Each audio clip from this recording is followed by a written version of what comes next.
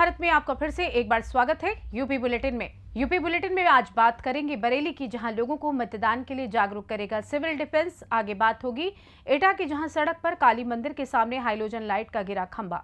साथ ही आगे चर्चा होगी गाजीपुर की, जहां फर्जी नंबर प्लेट पर लगी 5 स्कॉर्पियो के साथ 2 अभियुक्तों को पुलिस ने किया गिरफ्तार। और भी तमाम खबरों पर आइए करते हैं विस्तार से चर्चा।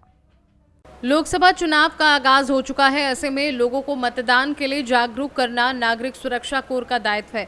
इसलिए सिविल डिफेंस के वार्डन्स लोगों को 100% मतदान कराने के लिए प्रोत्साहित करेंगे। ये बात नागरिक सुरक्षा कोर के उपनियंत्रक राकेश मिश्रा के आदेश के अनुपालन में वरिष्ठ सहायक उपनियंत्रक पंकज कुदेशिया के निर्देश अनुसार डिविजनल वार्डन दिनेश यादव ने रवि ज्वेलर्स पर आयोजित सिविल लाइन प्रभाग की बैठक की अध्यक्षता करते हुए कही। उन्होंने उपस्थित वार्डनों को मतदाता जागरूकता शपथ भी दिलाई। इसके अलावा उन्होंने हाउस होल्ड रजिस्टर शीघ्रता से पूरे करने और फायर फाइटर्स की भर्ती पर भी जोर दिया। बैठक का संचालन करते हुए उपप्रभागीय वार्डन डॉक्टर मोहम्मद उस्मान नियाज ने कहा, नवरात्र, रामनवमी, जुमा, अलविदा और ईद उल फितर का त्योहार है। ऐसे में हमेशा की तरह वार्डन पूरी जिम्मेदारी से सामाजिक सौहार्द के लिए तत्पर रहकर ड्यूटी करे। आईसीयू रिजर्व अनिल शर्मा ने भी विचार व्यक्त किए। बैठक का आयोजन रवि ज्वेलर्स पर मयूरेश अग्रवाल के सौजन्य से किया गया था। बैठक में पोस्ट उपरोक्त के अतिरिक्त पोस्ट वार्डन असद जैदी, मनोज कुमार, प्रवेश दीक्षित, आसिया अली, आदित्य रस्तोगी आदि मौजूद रहे।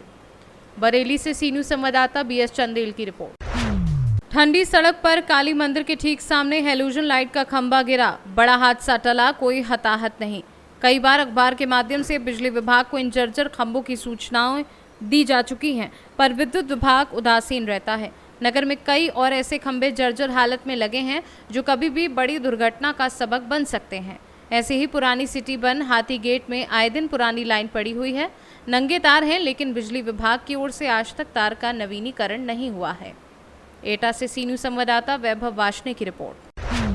खबर यूपी के गाजीपुर से है, जहां स्वाट सर्विलांस तथा थाना करंडा की पुलिस टीम ने आगामी लोकसभा 2024 चुनाव के दृष्टिगत चेकिंग के दौरान फर्जी नंबर प्लेट लगी 5 स्कॉर्पियो के साथ 2 अभियुक्तों को गिरफ्तार करने में सफलता हासिल की है। तो वहीं थानाध्यक्ष करंडा व स्वाट प्रभारी रामाश्रय राय समेत सर्विलांस प्रभारी सुनील कुमार तिवारी ने अभियुक्तगढ़ अमित यादव पुत्र विजयंत यादव निवासी ग्राम परमेट थस्न नंदगंज व जितेंद्र बिंद पुत्र सुब्बानिंद निवासी सिरगिथा थाना नंदगंज जिला गाजीपुर को फर्जी नंबर के 2 स्कॉर्पियो वाहन के साथ गिरफ्तार कर उनके निशानदेही पर 3 और स्कॉर्पियो वाहन बरामद कर पुलिस अधीक्षक कार्यालय में एसपी ओमवीर सिंह के समक्ष पेश किया। तो वहीं एसपी ने अभियुक्तों को मीडिया से रूबरू कराकर सभी को सुसंगत धाराओं में चालान कर जेल भेज दिया है।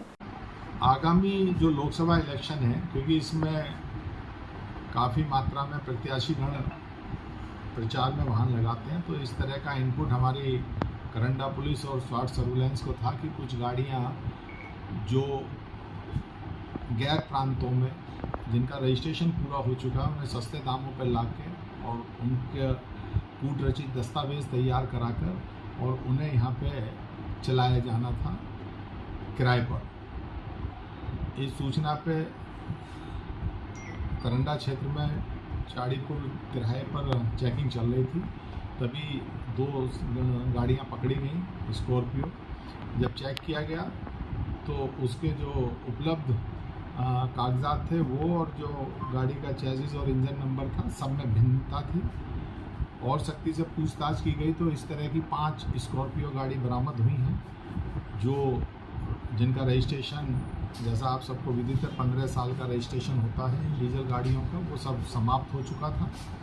और उसके बाद कूट रचित दस्तावेज तैयार कराकर उन गाड़ियों को ये किराए पे और जो शादी लगन होती है उसमें चलाते थे। इसका सबसे बड़ा जो आर्थिक पहलू ये है कि ऐसे वाहन जो चलाए नहीं जा सकते थे, वो दूसरा इनका दुर्घटनाग्रस्त होने पर कोई किसी भी जो पीड़ित होता है उसे कोई इंश्योरेंस इत्यादि की भी सहायता नहीं मिलती है। तो ये बड़ा संगठित होकर इस तरह की गतिविधियों को संचालित कर रहे थे।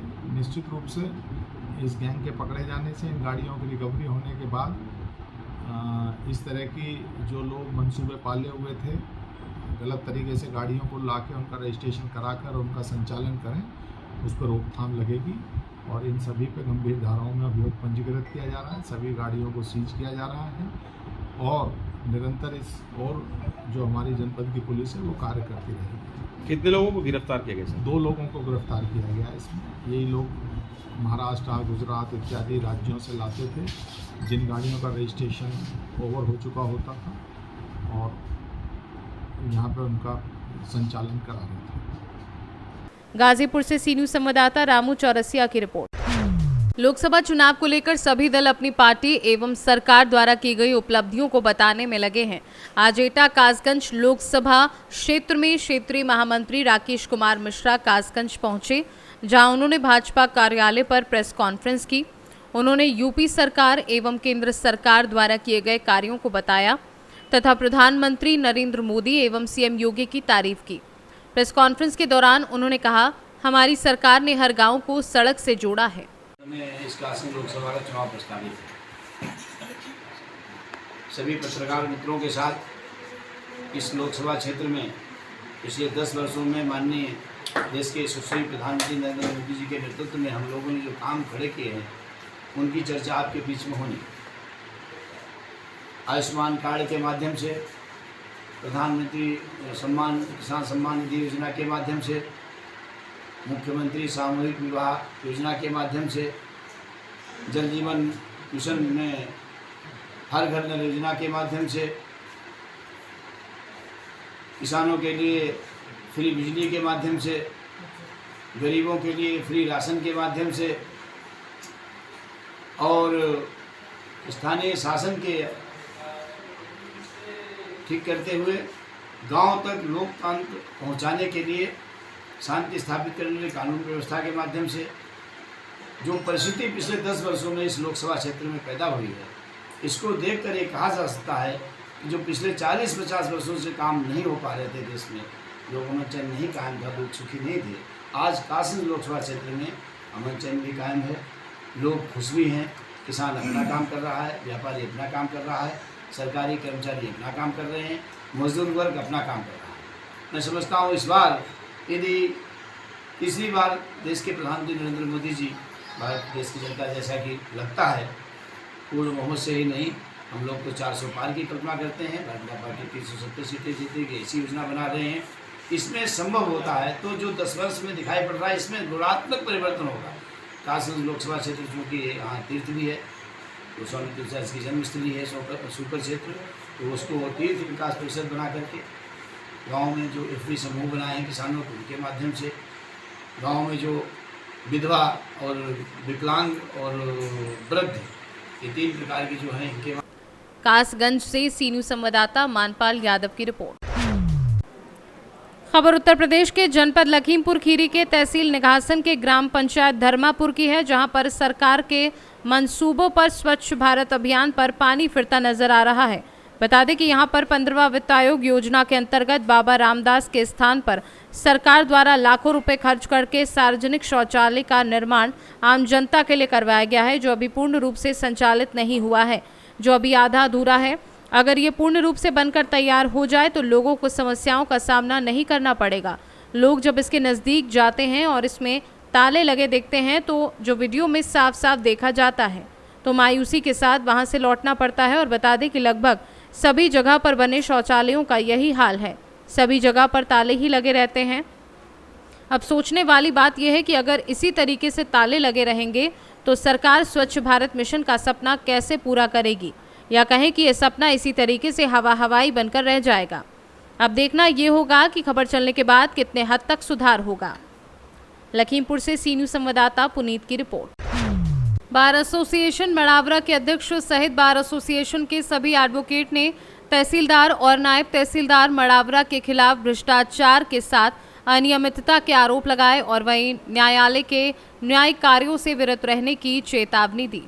क्या नाम है आपका? ब्रजलाल साहू एडवोकेट। अच्छा, क्या क्या समस्याएं हैं मड़ावरा तहसील? मड़ावरा तहसील में ये समस्याएं थी कि जैसे दाखिल खारिज नहीं हो रहे हैं, सामान कुछ रजिस्ट्रेशन की भी पड़े हैं, संतान खा की नकल वगैरह है और 61 खा के संबंध में है। इन सब चीज़ों के लिए हम लोगों ने उनसे नई फाइलें पुरानी फाइलें वो सभी दाखिल खारिज में जो लटके हैं, इसके संबंध में हम लोगों ने जाके भी तहसीलदार साहब से बात की है। तो वो कुछ चीजें मानने को तैयार हैं, कुछ नहीं मानने को तैयार हैं। जी जी। तो अब हम लोग फिर उस पर विचार करेंगे। क्या कह रहे हैं तहसीलदार साहब ने जैसे बोल दिया कि दाखिल खारिज मूलबैनामा दो, हम लोगों ने कहा ठीक है हम लोग देंगे, बोले हम आपका करेंगे, हमें कोई दिक्कत नहीं उसमें। संतान खाकी नकल हम नहीं देंगे, भूमि प्रमाण पत्र जारी करेंगे, ये तो उन्होंने बोल दिया है, लेकिन संतान खाकी नकल उन्होंने देने से मना कर दिया है। क्यों? कह रहे उसका प्रावधान नहीं है देने का कोई, और जबकि हम लोग अपील करते हैं कमिश्नरी वगैरह में तो मांगी जाती है वहाँ हम लोगों से। ये क्या तानाशाही है? बस बाद वक्त जब आएगा तो कहाँ बैठेगा? धूप में हम लोग परेशान हो रहे हैं, बैठने नहीं देते, आपके टेंट उखाड़ देंगे, ये कर देंगे, वो कर देंगे, इस तरह की तानाशाही दिखाते हैं। तो हम लोग भविष्य में जो लंबी हड़ताल पर चले जाएंगे, क्योंकि अभी परिसीमन चल रहा है, मजबूरी है, आचार संहिता लगी हुई है, ट्रांसफर होना संभव नहीं है, तो इसलिए लोग अपनी तानाशाही दिखा रहे हैं। ललितपुर से सी न्यूज संवाददाता विकास सोनी की रिपोर्ट। फिलहाल यूपी बुलेटिन में बस इतना ही। देश दुनिया की तमाम खबरों की जानकारी के लिए आप देखते रहें सी न्यूज भारत। हर खबर आपके साथ, आपके हाथ।